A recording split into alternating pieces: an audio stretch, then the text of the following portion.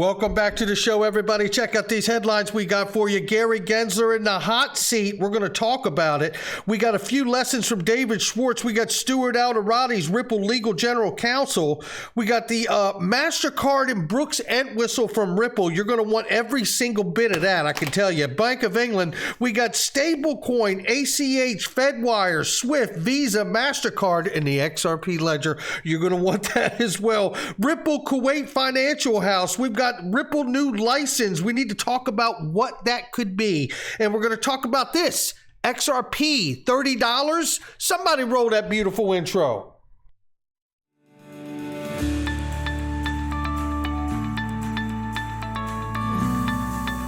Digital Perspectives with Brad Kimes. Come on in.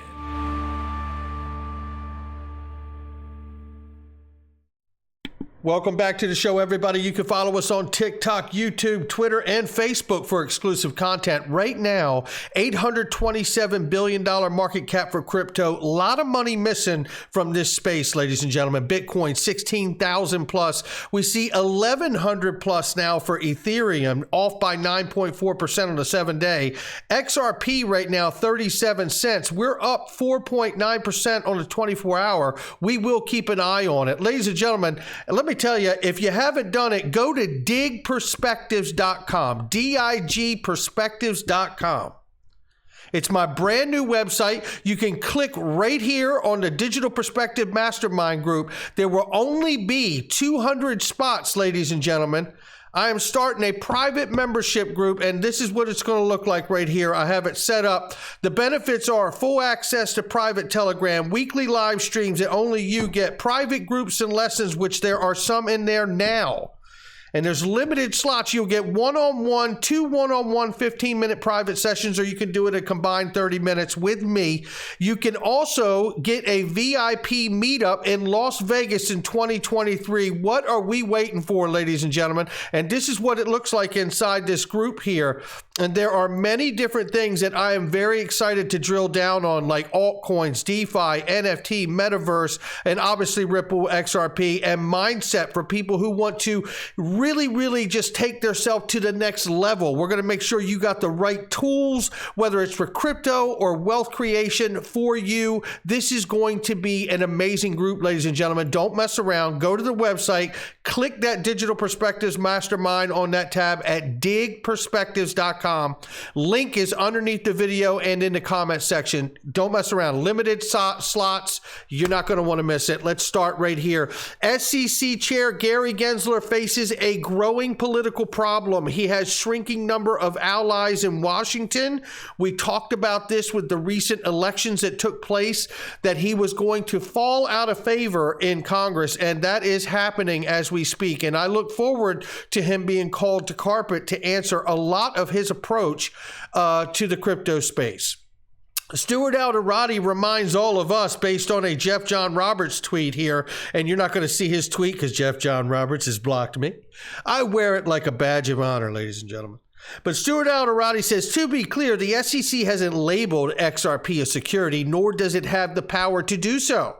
One judge put it this way: the SEC can only ask the question, and the court ultimately answers. And that's exactly how it goes, isn't it, Stuart? And James K. Filan shares with us the tweet here. Shout out to both of those gentlemen for all they are doing. No doubt about it. CoinDesk says, if Genesis Trading has to file bankruptcy, creditors have no claims on the assets of Grayscale.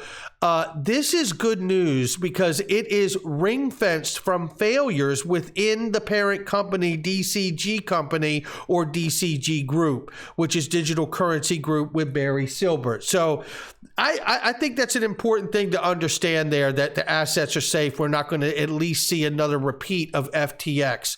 And when it comes to FTX, there's a few really great points here and lessons that David Schwartz shares with all of us. Let's check them out.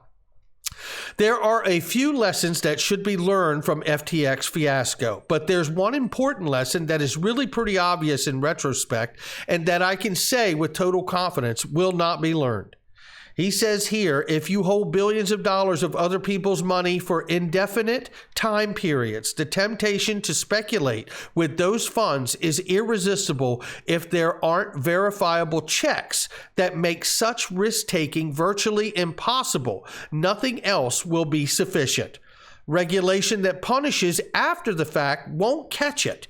Investor due diligence won't either. Of course, many people will say that it could be. And it likely is happening, but they'll be shouted down by accusations of sowing FUD or upsetting a system that is making people money. This kind of thing will always happen unless it cannot happen. The temptation is irresistible. That is one of the most important lessons of FTX, but most people will actively choose not to learn this lesson because of, among other things, the elephant in the room. And you know what?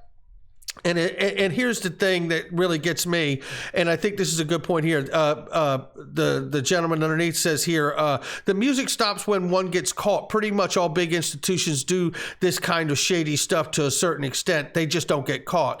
David Schwartz says, right. They don't get caught until they do, and often that's too late.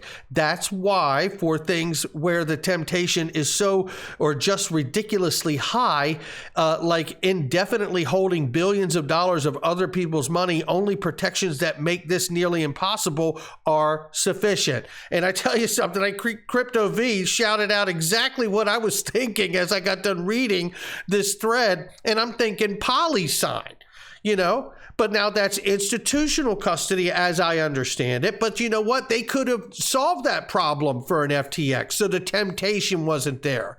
Along with the idea that you could build technology, obviously, so that the funds cannot be touched, because you're not going to trust a human and greed inside of a person. I think that's really what he's touching on there in that core lesson. And here is a thread from Swell that involves Jorn Lambert, who is the chief digital officer at Mastercard, and Brooks Entwistle from Ripple. This is a fantastic thread here. He says, or the question is cryptocurrency the next internet? Well, according to Jorn Lambert from Mastercard, the answer is yes. But we need to regulate this market and let it mature. There is a potential in this technology, but today only 5% is revolutionary and 95% is used just for speculation. Hallelujah to that one. Crypto speculation is nothing revolutionary. This has been done for hundreds of years on other assets. Crypto is another one. We need revolutionary, life-changing solutions. Each institution, listen to this. Each institution has its own ledger. The problem is trust. Swap, delivery, settlement versus payment need to be connected to improve efficiency. In the future, we will see tokenization of bank deposits on public blockchains. Do you hear that? And it sounds like to me that there needs to be this underpinning, this foundation, a mesh or fabric that can tie all of these individual institutional ledgers together. I don't know, maybe XRP Ledger and the Interledger Protocol? I'm guessing, but that's what it feels like. And he is on stage at Ripple, right? Goes on to say interoperability is the key, which again points to exactly what I mentioned. Mastercard together with Citigroup, HSBC, and Wells Fargo are starting the 12-week digital dollar pilot with the Federal Reserve Bank of New York.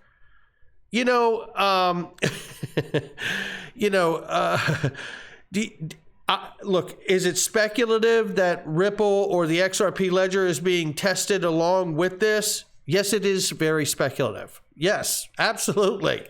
It's what we do here.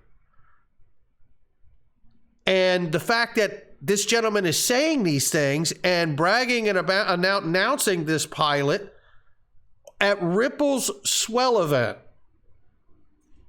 really makes me think that they're not allowed to talk about it, but they wouldn't be talking about it unless they were actually a part of it, right?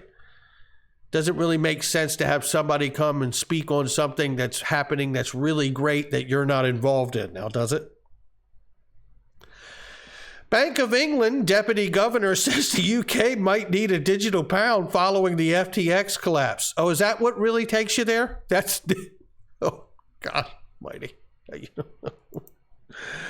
Anthony Welfare, Ripple advisor, reminds us of the New York Fed test that's happening that was talked about by the Mastercard chief digital officer on stage at the Ripple Swell event that most people will tell you you're not allowed to think that they're a part of. Oh, boy. And then there's this. And when I see this, I start thinking of exactly what Brooks Entwistle and the Mastercard gentleman, Jorn Lambert, were talking about, right? It's ultimately leading to the pilot test with the New York Fed and the other companies, including Mastercard, with the digital dollar pilot, right? That's a top down to me. That to me is a top down when you're involving the New York Fed. And then remember, Stably is the USDS, which is a stable coin that's going to be launched off of the XRP ledger, introducing the Stably ramp, the best fiat gateway to trade stable coins on any blockchain. ACH, Fedwire, Swift, Visa, Mastercard coming soon. KYC for 200 plus countries and regions. Plug and play integration. Now that sounds like a bottom up. So they're pursuing the top down at the same time that they're pursuing the bottom up. This is extremely exciting to me. It really is.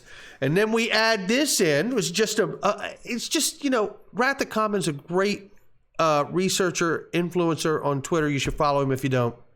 Ripple mentioned in Kuwait Financial House Q1 report. Interesting, it is listed under corporate banking and project finance and not retail private banking as it was before. Okay, and that's what he's really highlighting. He says basically nothing important, just that, Kuwait Financial House originally used Ripple in 2019 for remittances, which I associated with retail. I think we all did, but the KFH lists their strategic goal, middle column of the innovation with fintech under corporate project finance. So it would seem or appear, at least in here, right?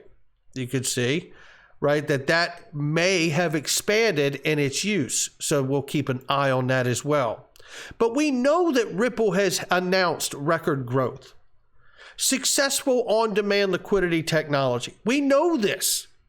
This is all happening while the lawsuit with the SEC in the United States is hanging over their head like a rain cloud. 2022 has been an unprecedented year for crypto's usage in the enterprise use cases.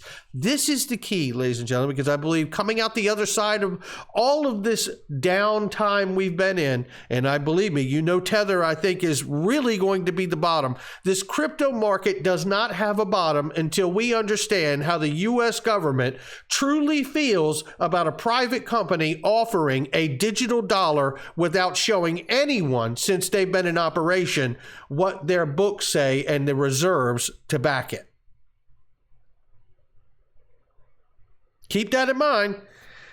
But meanwhile, while all of that's going on, SEC suing Ripple, all of this is happening, and they have expanded into nearly 40 payout markets representing 90% of the FX currency market. That's what's happening. And it doesn't stop there, because we know while all of that's happening, Anders, shout out to Anders right there, he says the same exact thing while everything's crashing around us. Ripple's hiring, exponential growth. They're $1 billion flush in cash profits. They have no debt. And the XRP's been working flawlessly for years. And then Ripple goes for a license in Ireland to drive European Union expansion, giving them access to 27 jurisdictions, which also begs the question, is this, obviously it's to expand in those markets, but isn't it also putting pressure on the United States and the court to get this right?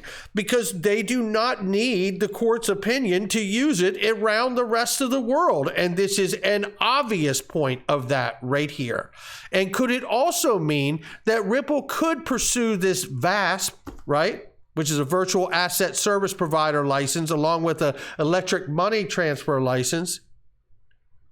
Could all of those licensures turn out that Ripple ends up moving in the path to become a bank? We'll keep an eye on that as well. This is where we want to wrap up right here. Nearly 338 million XRP have been shoveled by anonymous wallets in 2 transactions, but that ain't the part that caught my eye. That happens a lot, and we don't ever get to see where it actually goes. I think on-demand liquidity is actually controlling price. I do not think retail is in control of price. It hasn't been for a while. And the large part of why I believe that is because they've been so successful with on-demand liquidity. I do believe retail plays a role in providing liquidity, but it's a much smaller role because we're not on 150 or 180 exchanges where XRP can be bought. No, we're down to a small handful. So whatever liquidity retail is providing, I believe it is much smaller than what ODL does. Now, I don't have the numbers to prove that. That's just my perspective, my digital perspectives on the matter. However, this article suggests that we could see a $30 XRP. They talk here about the recent chart formed a pattern that back in 2013 to 2017 preceded a surge of XRP to an all-time high, as we remember, $3.84, a bullish triangle. Back then, after exiting the pattern, the price of Ripple affiliated coin jumped a mind-blowing 4,430%. So far, the effect of the exiting pattern has been hit by negative impact of the FTX scandal, when even Bitcoin dipped below 16,000 level briefly, something not seen since early 2020. However, if current developments on the chart play out correctly by October 24th, XRP might be able, or October 2024, XRP might be able to reach $30 on momentum. And that's what they're seeing in the tea leaves today. I say to you, don't discount the fundamental news, because believe me, until we understand truly how the U.S. government feels about USD Tether, I don't think the bottom is in for this market. And that means we may go down a lot lower before we even have a chance to see a $30 XRP. Not to put ice water in anybody's veins. I'm ready for it too. But that's where we are on this day. Not financial advice from me or anyone else. Click those links. Join that group. Limited number. It's going to be amazing, ladies and gentlemen. Trust me, I am so excited. There's a lot of challenges we all take up in life, and this group is my next one. I can tell you that. I'll catch all of you on the next one.